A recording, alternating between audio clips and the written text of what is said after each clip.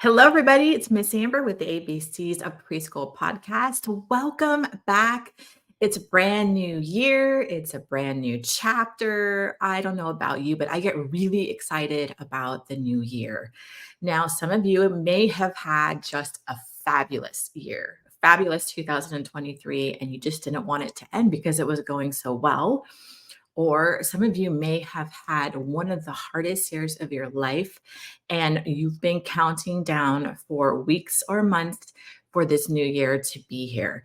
So, wherever you are on that spectrum, it is a brand new year. And when I look at new year, I see a new chapter, a blank chapter, and the closing of an old chapter. And I don't know, every new year brings things that we are not expecting. I think it's a really good thing that we do not see the future because holy moly, I think if we saw the future, we may be so scared to get out of bed and think, are we really going to face that? So I think it's a beautiful thing that we just have this very moment right now. This moment is all that we are promised. And I think that's the beautiful thing about starting a new chapter is because we can start writing an outline of like, how do we want this chapter to go? There's a lot of things that we try to control in our lives and that we can have kind of a general outline. I know I have some general goals. I have a general direction that I'm heading right now in my personal life and in business. But I also know that there's going to be things we never know what tomorrow holds. There's going to be things that come that are completely out of our control. And the only thing we control is how we adapt and how we move forward through the stuff that comes our way that we do not have control over. So if you've had a really difficult year, I am so sorry. I've been there before with very difficult years of moments, fetal position on the bathroom floor, thinking, I don't know if I can go another day like this. I don't know if I have the strength. I've also had the years that have been pretty extraordinary. And my 2023 was a really amazing year. And I've had a lot of really bad years too. And I think that's just the beautiful, messy part of life. There's always going to be the light, there's always going to be the darkness, there's always going to be the good, and there's always going to be the bad. So, wherever you are at this moment coming into 2024, I think it's really important to honor where you are and give yourself that space and recognition of what you did go through, what you have accomplished, and where you are today as a person. I think a lot of like speakers, and there's a lot of books out there about do, go, because the more you do, the more you go, the more amazing you are. And I think it teaches us like our worth and being loved is in the busy and the doing and the go, go, go. And I know for a really long time, that's how I identified myself. And I always felt like so good getting pats on the back because people would say, I don't know how you're juggling 4 kids and working and volunteering. And like, how do you do it? And for a really long time, raising my kids, I thought that was amazing.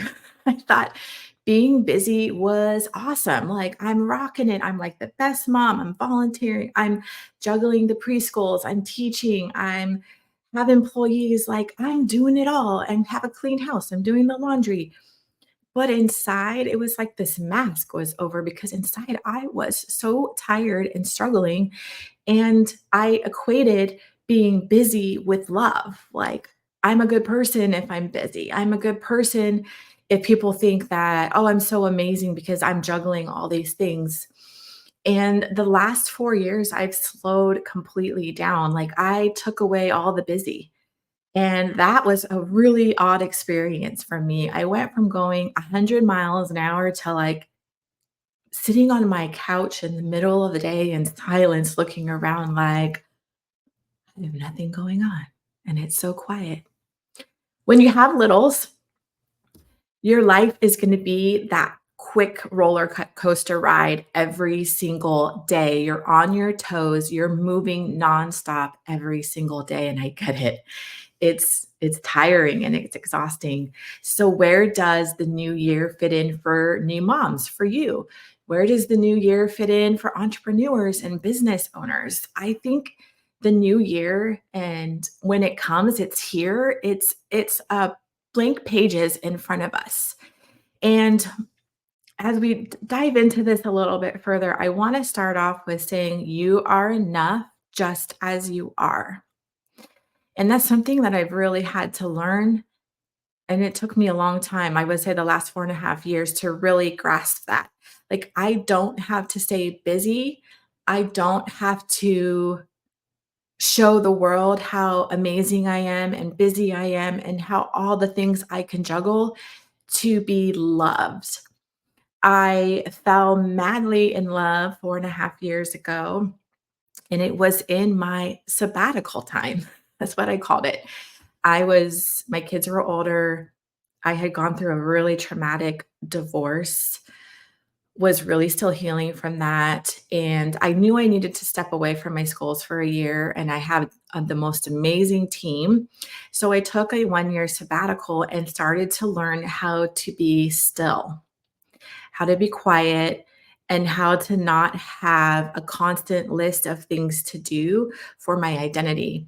And it was a process. It's been 4.5 years. And in that process, actually, I fell in love with an amazing man who now is my husband.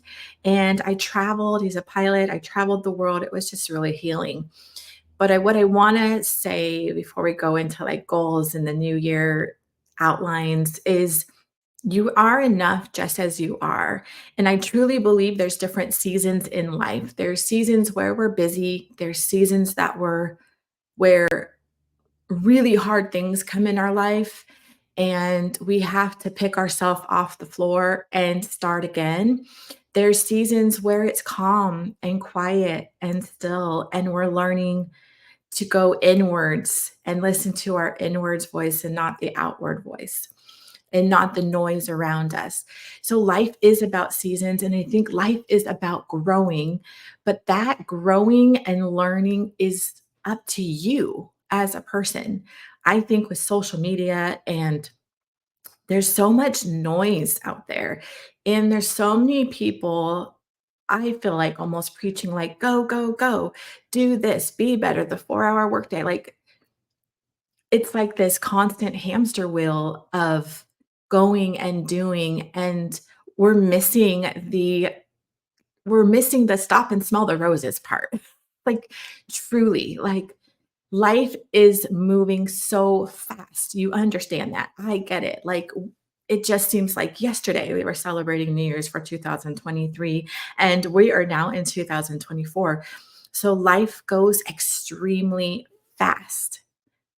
And what do you want your life to look at like? What do you want your life to look like this year for 2024? Let's forget about the goals or the lists or the things to do, but where do you want to be in 1 year? How do you want to feel? Like, how do you want to feel walking into 2024? And I think once you can dial in, like, how do you want to feel about maybe yourself, about your situation, about your life? It also will bring some like, okay, well, maybe I need to change this area or work on this area.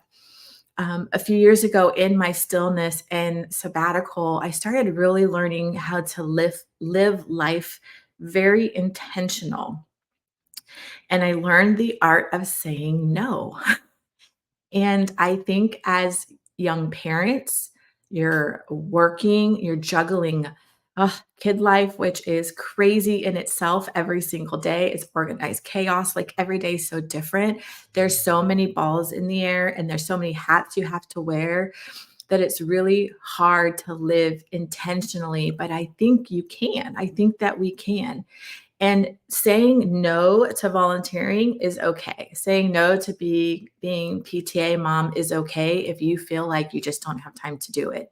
I want to encourage you.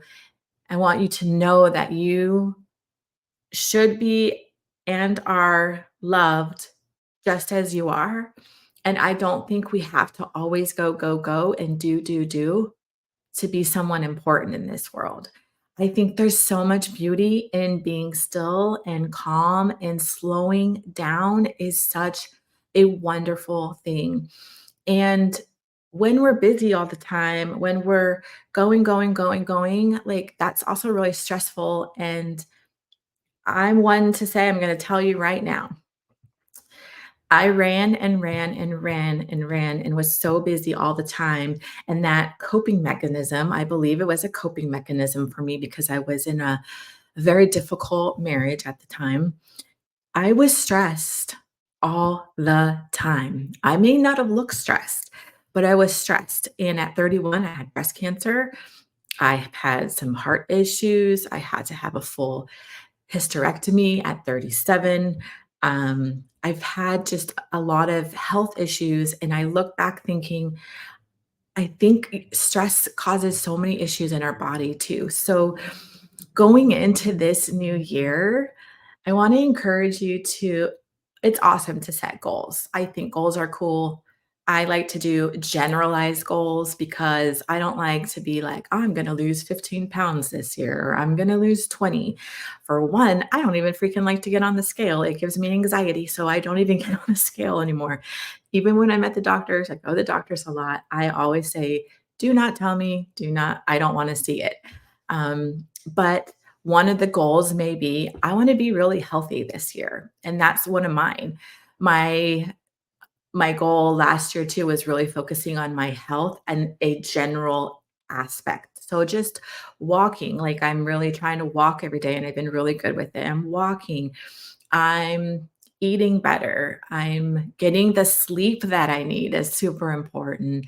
I'm hydrating. I'm like drinking my 80 ounces of water every day, but it's a general goal because I think sometimes when we get so specific, if we don't meet that, it can feel like such a failure. So I think going into the new year with general goals. So, like mine is continuing to be healthy. And I've done a lot of research on the blue zones. I freaking love doing research on the blue zone. It's really amazing. There's zones in the world that people are living a really long time. They have longevity, they're healthy.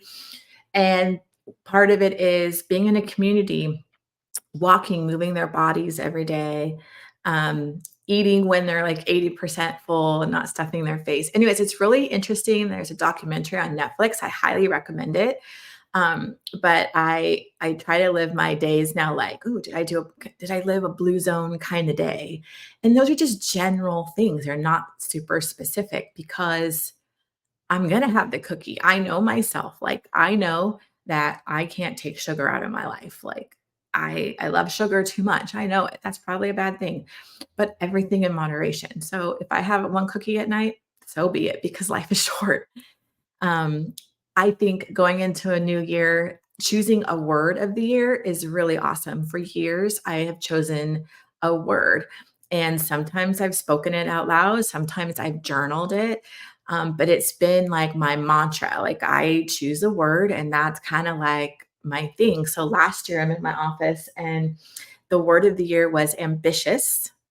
And my theme was I wanted to live an extraordinary life. So that was, and I just can't believe it. I still have it written in my office on my whiteboard, and how fast time is going. It's crazy how fast time is going. But I truly did live an ambitious year, and that's general. I didn't write goals on the bottom. That was just my theme. And last year I finished my book. I opened and got a new school going. I started this podcast and had to learn how to be a podcaster. So I would say that was a pretty ambitious year. But for me, I know what works is being very general. This year, my word is going to be centered. Um, Going back inwards, I think is really important. I think that we have a lot of our answers, and I feel like inside our soul, or whatever you want to call it, is our compass. So, my word this year for 2024 is centered. I want to be mentally, emotionally, spiritually calm and centered and grounded in everything I do. I just want to be grounded and feel like I know who I am. I'm strong within myself and I'm centered. And so I don't know exactly what that looks like yet, but that's going to be the word I'm using this year is just being centered. And I encourage you to journal. I don't know if you do journal, but I think journaling as a business owner, as a parent, actually as any kind of person, I think journaling is awesome. You do not have to be a fabulous writer or a crazy good writer. Journaling is for you. I have literally been journaling since I was 10 years old. I have a giant box in my shed of journals from the years. And it's funny, it's hilarious to go back through and read where I was as a 10-year-old, 12-year-old, 14-year-old, experiencing my first kiss, like all that stuff were in these journals. I think journaling is a really great way to stay centered, to stay grounded, or to stay like focused on your life living intentionally. I think choosing joy, like choose things in your life that bring you joy. Are there things right now, maybe people or things in your life that are not bringing you joy? I think as we grow up, as we mature, as we age, we see the importance of our space and boundaries and protecting our well-being. And I think that's okay to set boundaries, like choosing things that bring you joy. I went from being really still, 4 years ago, I went on this sabbatical. I stepped away from my business a little bit. I learned how to be still and I learned how to heal from recognizing that my coping mechanism for years was to stay busy. I got so much gratification from people coming to me and saying, "Oh, you're so amazing. How do you juggle four kids, volunteering, running your schools? Like, how do you do it?" And I'd be like, "I don't know. I just do." But that's how I felt love. I felt love and identified love as doing things, checking things off the list, checking goals off the list. That's how I identified as being good enough. But I think that's crazy and ridiculous. Like you're good enough just as you are. If you choose to go down a path, what brings you joy? Like right now, like this podcast just brings me joy. I don't even know if anybody is even going to listen to it, but it brings me joy. I just wrote a book. Again, I don't even know if anybody will read it, but writing brings me joy. Now, going in and working a certain job or going and volunteering different places, if things do not bring me joy, I do not do it anymore. And I'm okay with that. But I encourage you, like journaling this last year too. I really did a lot of journaling for the last year and a half in the mornings. I tried to just have morning time. When you have little ones, it's really hard, but I encourage you to set aside some time for yourself every single day and journal. And it's cool to look back to see where you've come, how far you've gone, and how you were feeling. But yeah, it's a new year. There's blank pages, and I think it's cool to pick a year. Pick a word that's your focus. Maybe write some goals, some general goals. I think that when we get too specific, it could be feel like a failure. But I think it is important for us as human beings to have a direction. We're moving in a direction. I think with purpose, it feels good to have purpose. It feels good to have um, like a path we're heading on that we know where we're going. Now, life's going to throw us curveballs because as much as you can journal, as much as you can write some general goals, as much as you can write your word of the year, you may be on track and things are going well, and bam, life hits. Bam, life hits. I've been there. I remember the morning my dad called me on my phone and my dad said, "Your mom's passed." I remember that. And at first your brain, I couldn't understand it. I could not even comprehend it. I had just seen her a few days prior. And I remember even saying, "Well, she passed out, call an ambulance. She passed out, call the ambulance." And he's like, "No, you need to come right away. She's passed." And I remember going up, driving to their house. They're 15 minutes from me, seeing the police there and walking in and seeing my mom, who was no longer there. Our body was, but she was not. And life throws us really big curveballs sometimes. Life can be really hard sometimes.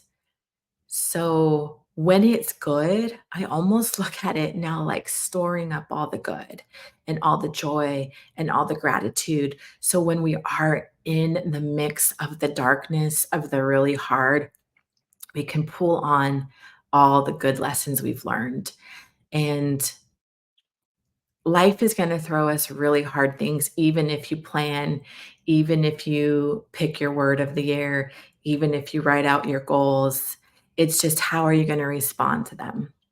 What lessons are we going to learn from them? My mom's passing, it really opened up a spiritual side of me. And it was just it's been a beautiful thing. I think that all of us get to figure out life on our own. We all get to pick the paths that make us feel joyful, whether that's spirituality or non or whatever it is. The beautiful thing is we get to be the authors of our life for most part. And what does 2024 look like for you? How do you want to live with intention? What about your business? Like, where do you want your business to be this year? What are some business goals for your business, for your employees? Are you a mama? Like, what are some of your goals? Do you want to get more one time with your babies, individual babies? Do you want to maybe you need more one-on-one time for yourself? And that's okay. I think as moms, as parents, we are so trained to give, give, give. And I think women in general, we are nurturers. We are naturally caretakers. So we give and give and give of ourselves until we are empty. And then I think that's where sickness can come in, stress, anxiety. I think it's okay to pause and take moments just for you because I think that creates a better person. When we as humans can get rest, we can show up better for the ones that we love. So 2024 is here. I hope that it's going to be an amazing year for you. I hope it's going to be an amazing year for me. But with life is going to come the light and the darkness. It's really like that yin and yang symbol. I've really got that a couple years ago of like, you have to have the dark to have the light. If you're coming out of 2024 and it was a rough year, it was like the worst year of your life, I'm truly sorry. But the good news is that you are still here. You are still trucking. And there's a new chapter ready and waiting to be written. And what do you want out of this year? Like, how do you want to feel every day when you wake up? And how do you want to feel when you go to bed? I think taking a good look at our lives and looking at, like, am I living with intention? Like, is this really the life I want? Before I left my almost 20-year marriage, I really had to start looking at this really deeply. And I remember specifically when it was my 5-year cancer anniversary, my doctor said, well, go live your life. And I really had to take a hard look at, like, how do I want my life to be? How do I want to feel when I wake up? Do I want to feel overwhelmed and stressed every morning I wake up? Or do I want to feel eventually loved just as I am? So it's okay to look inwards. I think looking inwards is the key to joy and happiness. I think gratitude is so important. I think journaling and waking up every morning, my husband and I wake up every morning and we start our day with gratitude. He'll say things he's gratitude like thankful for, and I'll say things I'm thankful for. I think it's just a really great way to walk through life of reminding ourselves that even in the hard, there is something to be grateful for. Welcome to 2024. If you're a business owner, if you're a mama, whatever you are, I think in life, I think it's great to journal. I think it's great to set goals and visions and words of the year and like have an idea of where you're heading and how you want to feel and where you want to be, I think it's awesome. So I hope you spend a little time journaling. I know I'm going to journal and kind of make a map of this next year of what I want to do. Maybe you want to go travel. Maybe you want to go take a dance class. Like, do something fun. I think it's cool. But always remember that you are enough just as you are. I think just as humans, it's a good thing to grow. It's a good thing to stretch ourselves and learn, but we don't have to take on so much to be loved and to be enough. I think life is so beautiful that it's okay to stop, smell the roses, stop, plant the garden, tend the garden, spend time outside, go on that walk, sit on the couch and do nothing. I mean, it's okay.